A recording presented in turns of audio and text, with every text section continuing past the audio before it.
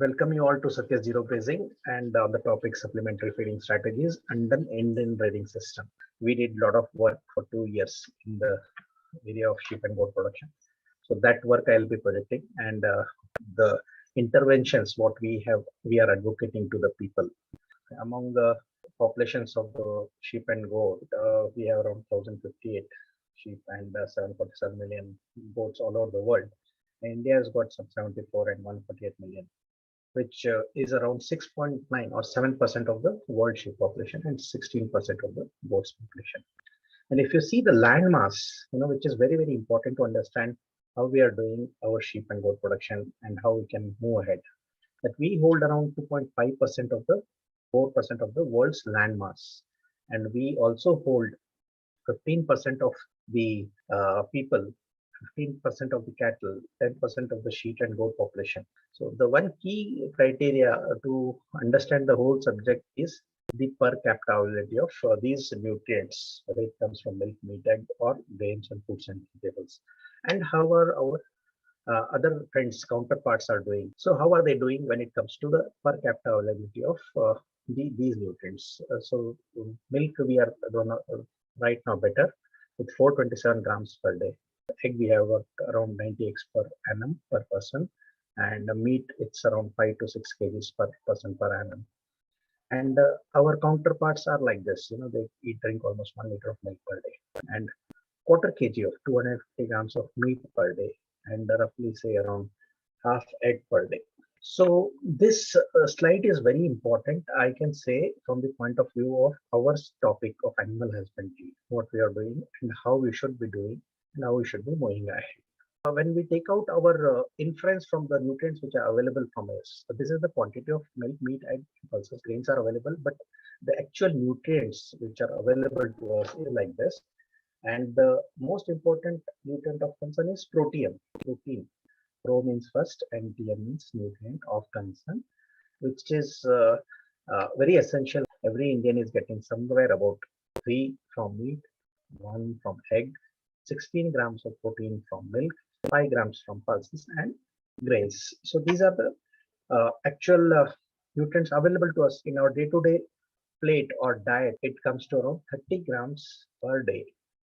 And that is from best of the families or best of the affluent families. And this is in sharp contrast to the nutrients which our developed friends eat, which is around 75 grams per day. So there is almost 2/3 short of protein available to us. So last 10 years, we are seeing this, craze in sheep and goat production, where it is gaining importance. It caught our attention when the prices of mutton rose to 350 to 400 rupees kgs, and we all started discussing on it that price of mutton is 400 in the market. And of late, people now the present price is around 800 rupees kgs or 750, 600 rupees kg based on demand and all. So looking at this trend, all those people who are into cattle, the traditional cattle farming people, now they are shifting towards sheep and goat farming because they know both are ruminants, and wherever the money is there, people shift. And because of many issues, like in cattle farming, instead of putting all the hard work and burden and all, so they are not getting the good remunerative price, which is one of the most important reasons why they are shifting.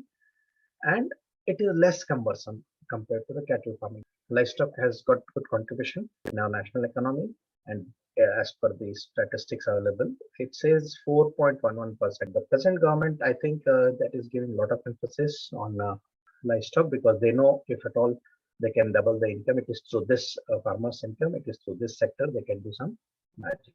And among sheep and goat, 35% of the entire stock gets culled or removed or sold for meat purpose every year.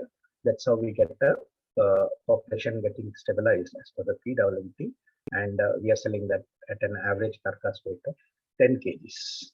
And as a general rule, sheep dominates good rainfall area, and goats are more into the drier regions of the country. We also took up some experiments at our own college and field level. And these 2 years of work we did ourselves. We went to the farmer's place and we told them to, see their average performance. These are our institutional level work where we could, take in our own farms in the colleges. Basically went with this intention of that there is no grazing land now. So we have to do something, and we cannot just be sitting quiet looking at the very high demand for the meat. So we have to find out some solution, alternate solution for meeting out the shortfall in the feeding of sheep and goats. So we came out with certain suggestions as to how to improve the small rumen production system based on our experiments. So what we did was after the animals returned from grazing. So generally we know that the animal production system I'll cover in coming topics. But what we did here is that after they came from grazing, we gave them something. Supplementary feeding means you have to supplement to whatever they are already feeding. So that is what is the meaning of supplementary feeding. So you have to add it, or you have to do something extra. So we gave ground maize 100 grams per animal per day, along with some SRNP or slow releasing nitrogen product from Alltech and mineral mixture. We added this SRNP is good in nitrogen, 46% nitrogen, or it's as good as urea only, and mineral mixture to see the performance in both lambs and kids. And we divided our flock into two groups, control and treatment, worked on 16 animals for almost 3 months. And we got an average daily gain of around 42 grams in case of control, which are not given any supplements. And those who were given supplements, we got almost 59 grams per day, average daily gain in 90 days. And then we saw in goats, how were they doing? Okay, and there we got some 6 grams of extra growth in case of goats, along with better body condition score and better health, which is slightly difficult to assess because we did here quantitative analysis. But when we are doing experiment, we could find a lot of shine on the skin coat, and we were able to see some very good health parameters. And because farmers were that they're telling they don't understand this ADG and everything, but they're saying that this group is very good. They're performing very nice. And then we went to the farmer's place and told that, see, this is working. Can you see for yourself and adopt for yourself? And few farmers came ahead, and we also divided their flock into two, and there also we could get very good average daily gain of 66 grams for in the grazing alone group. And when they were given supplements, they were getting 73 grams per day of average daily gain. And again, in case of goats, we had a very tough situation here because we could not work as per the statistical models, because generally they want 6 animals in each group. But in spite of all the shortcomings, we went and we did some intervention, and these figures slightly needs replication, because unless you have a standard model of feeding, generally nobody accepts it. But still, we have some data to say that we got an average daily gain of 33 or 53 grams in control, and say around 41 to 52 grams in case of treatment group, which was supplemented. But I was more interested in the reaction of the people, and they were on a positive side. So overall, what we can say from the experiments, what we did for 2 years, is that we could almost increase the performance of animals by almost 38% by having supplementation in the form of ground grains. It can be anything, maize or rice or wheat or ragi or whatever is non-edible to human beings, or it can be diverted to animal feeding along with mineral mixture and slow releasing nitrogen product, or you can say urea. Let us not confuse our audience with technical terms. This we could attribute that there was a better rumen dynamics, better microbial growth, and there was a better availability of energy and protein to the young growing lambs and kids. We did that review, and it was also supported by others like Madhusudan. He got a similar result in the experiment of different days. And economics, we worked out 1 rupee we were spending on the inputs, and we are getting 4 rupees return in terms of body weight gain when we calculated the price of raw materials vis-a-vis the average weight at which the animals were sold live in the market. So 1:4, you spend 1 rupees, you get 4 rupees in return, and it was very, very convincing, because even if you spend 1 rupee, you get 1.5, people are very happy. So here it was 1:4, almost 4 times we're getting varied. So this experiment convinced us that yes, it is working, and we can also work in this direction. And the present price of 600 rupees per kg meat As I said earlier, many farmers are shifting from dairy to small ruminant production, and because of obvious reasons. And now the challenge lies in front of our teaching community and scientific community, that how to overcome the shortages what we have in terms of feeds and fodders. So we know the statistics. It is a very well known. Around ICAR says that 35% of green and 10% of residue and 44% of constants we are short. So in this shortage of crop and land biomass, land mass, and increased population, we have to work in our country, which is the biggest challenge. And I think we are doing very good as far as our challenges are concerned, the way we are working. And FUO says to find, best alternative, like we have a lot of industrial waste and crop residues to, feed our animals and get the optimum production from them. Then went further and we saw what is the system of production in our country, and we took out some 7 to 8 masters and doctorate thesis on that. Myself and Dr. Vikram Chakote, few of my students, they worked on the same topic, and we found out that almost among the present system of production, 80% of the people are having this system of production, what we call it as semi-index. You just take them for grazing in the daytime, and evening you bring them back and night shelter it. This is our, the point of intervention, because 80% of the population is involved in this kind of activity, and 10% are into that migratory or nomadic or extensive system of rearing, where they have a huge flock of 5,000 animals or sheep or goat, and they all migrate for 8 to 10 months along with a group of people for 8 to 10 people, and they do the whole business and come back only at the end of the year to their home. And the present zero grazing concept, what we are all talking, as per our students' observation, it came that around 5% of the people are actually involved in this intensive farming, which is bringing all the crops to the shed and not allowing any grazing. So this caught hold of our imagination, that when 95% of the people are not feeding anything, so can we do some intervention here, because that is the highest population lying there, and even if we slightly double the production, it will be a very good boon to the whole country and for the people who are consuming good nutritious food. This was our observation, that we have conventional system where they throughout the day they take it for grazing and bring it back to their home, and in nomadic system they stay in open pasture in the night time also and fertilize the agriculture field. This present system of zero grazing is totally dependent on grazing, right? So this is the system of production in our country, how the sheep and goat are generally live. And upon these lambs and kids are the biggest asset. 90% or 85%, 90% of their incomes come from the lambs and kids. So they are generally sold from the age of 3 to 6 months, when they attain a body weight of 8 to 20 kgs. And even the spent adult animals which have overlived or outlived their reproductive span, they are also sold in the nearby market to meet out the expenditure.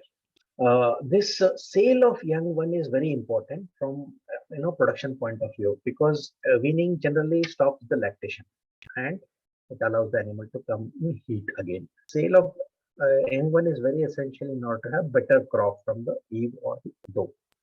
And livestock markets are the place where all the thing is happening. And based on the body condition score, by having a palpation in the lumbar and limb region, we generally know the fair amount of meat which the animal has got.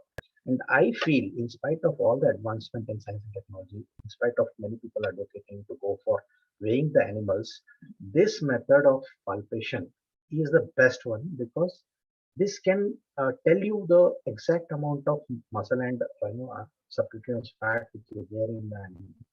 In case of weighing, it will not be there, because we all know that the gut has got almost 20% of the body weight is occupied by the rumen only. Let us assume we are advocating for a weighing of the animals. The just 2 or 4 or 5 hours before, he'll feed the animal with a lot of fiber and water, and you can straight away take the animal from 10 to 12.5 kgs or 20 to 25 kgs just by doing this simple exercise. And for the consumer or the trader will be, in that way, not getting the actual meat quantity. So I personally, with my own observation, feel that The palpation method of assessing body condition score is the best one what we are having. We all know that this purchase is done by special or specific community due to their monopoly in slaughter. And prices also fluctuate based on the occasions like festivals and marriages. And we have a very good system of marketing throughout the Karnataka, or for that matter, throughout the country. Every say 20 kilometers or 10 kilometers, you have one or the other market available so as to take your animal to that place. And if you are not happy getting a good price, you can always come back, return to your home without selling the animal. There is no iron fast or compulsion to sell them.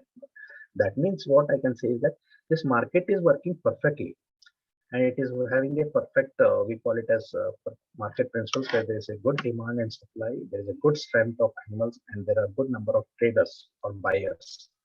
So that creates, breaks the monopoly, and it creates a perfect market condition, and it removes the trade barriers, and consumer gets a better price here, and producers get a better price here, and the traders margins slightly get minimized.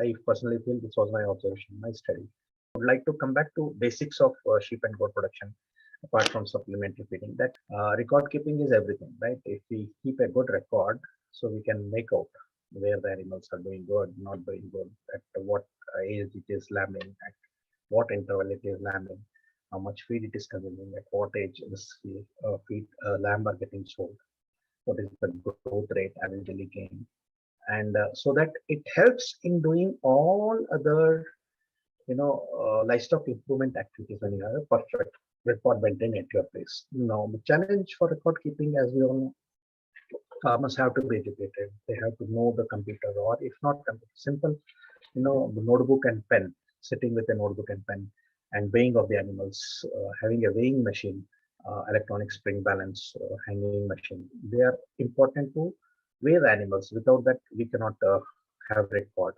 And handling, those who want to get into it, is handling of the animals is also very important, because many people are shifting from large ruminant to small ruminant without knowing the nuances or small little technical things in small ruminant production. Small ruminant production is traditionally done by shepherd community. They are very good at knowing the job and doing the job themselves better. But due to their slightly being away from everyone, they are slightly not getting into the mainstream, and they are not, adopting the latest technologies which are developed in the science and technology. So this is where the most important job lies. That they should leave their rusticness, and we should leave our high feeling, and we all have to come and talk to each other and sit and work out a very good model. And next is about lamb and Kidmortality, I'll speak, and grain and fiber feeding, and artificial insemination, which is getting very popular in other countries, which has yet to come in sheep and goat.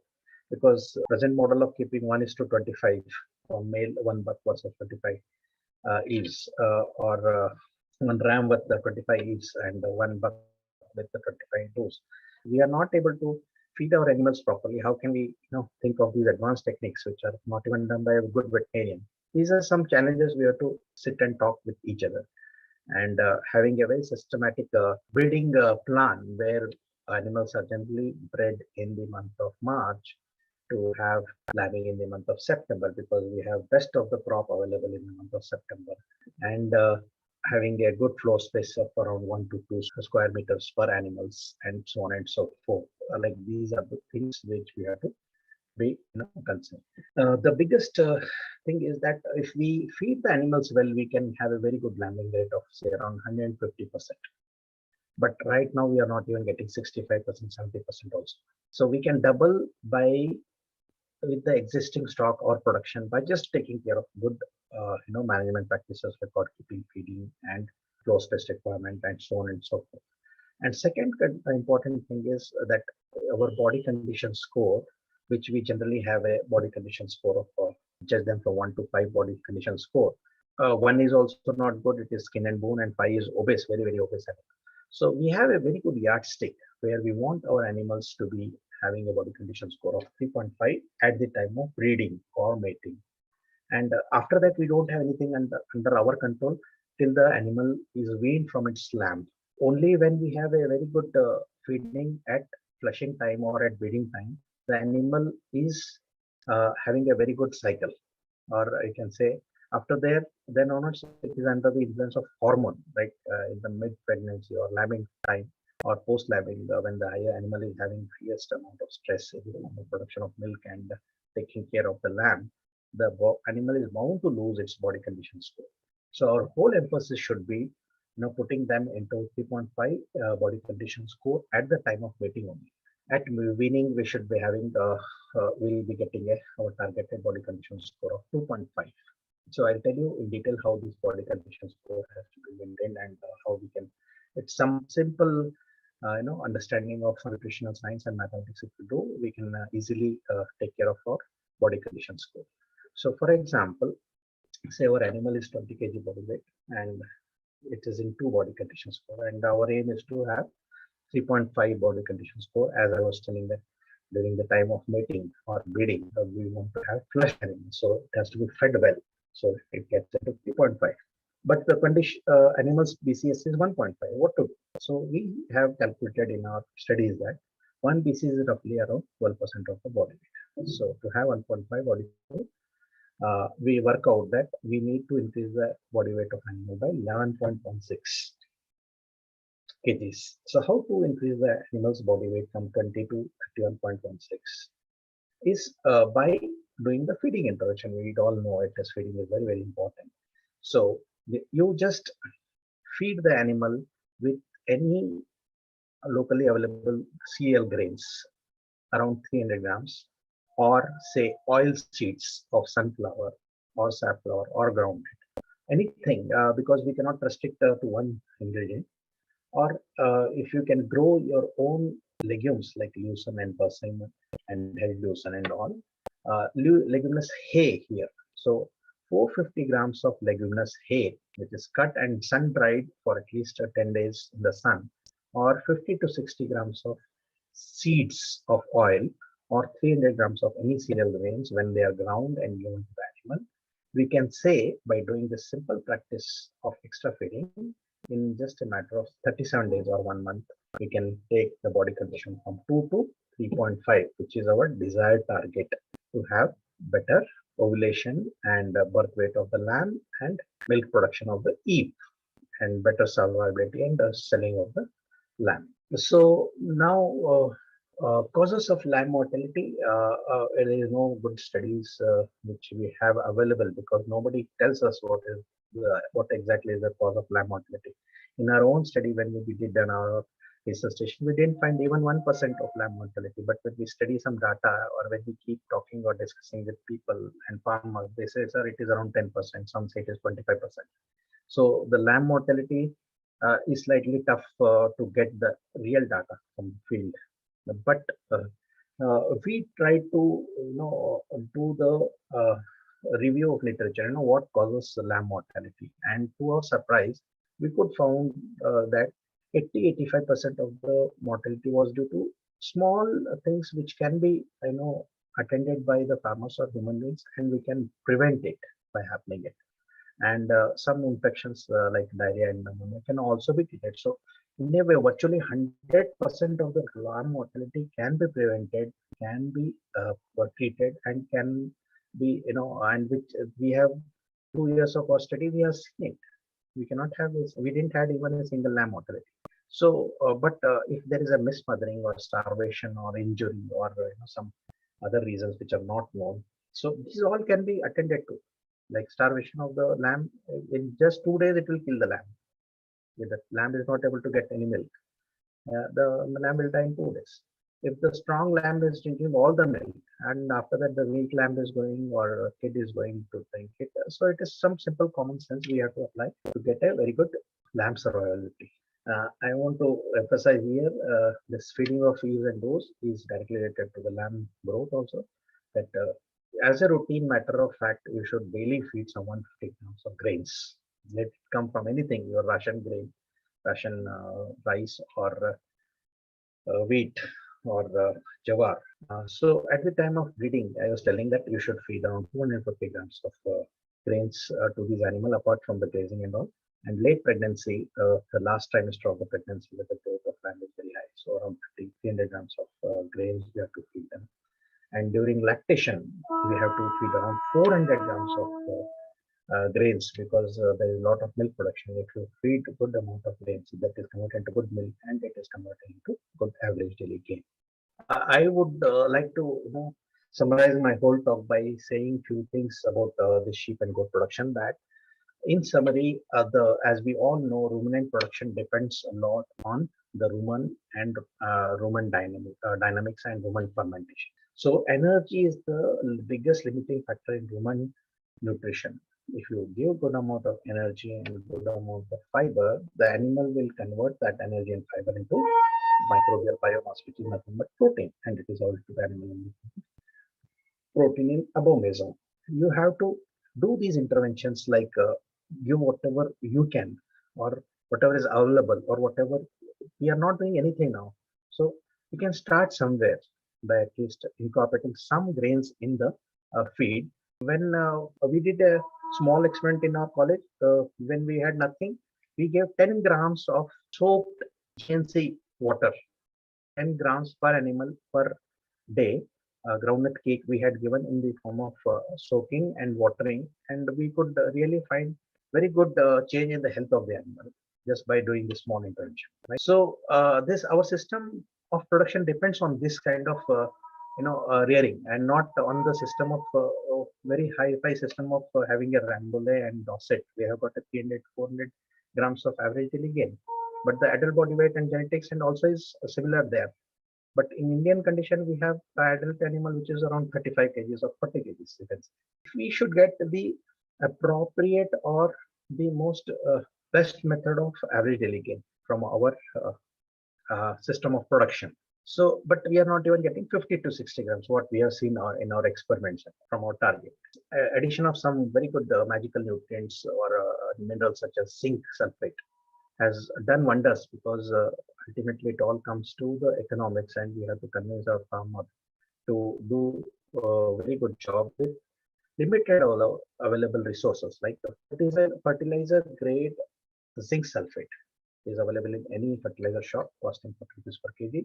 Even if you give 0.3 grams per animal per day, it has got a wonderful result in the form of better digestion, because it is acting as a coenzyme in digestive process. So it will make the animal better utilize the existing nutrients by just adding zinc sulfate to our diet.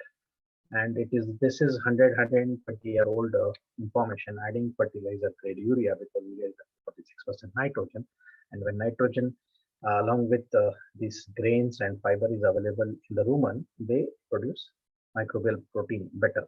Adding 2% of fiber intake urea to the feed also makes very good dynamics in the rumen. And we should not be giving any advice which is not working, or which is putting too much burden on him. Our advice should be in such a way that you just let him just invest very small amount, then let him see the magic. Then we can tell him to go for feeding 400 grams of grain. So we'll start with this small little things of feeding of urea, zinc sulfate, and grains, whatever is possible. Then if he is happy, he'll go for better feeding with his own results.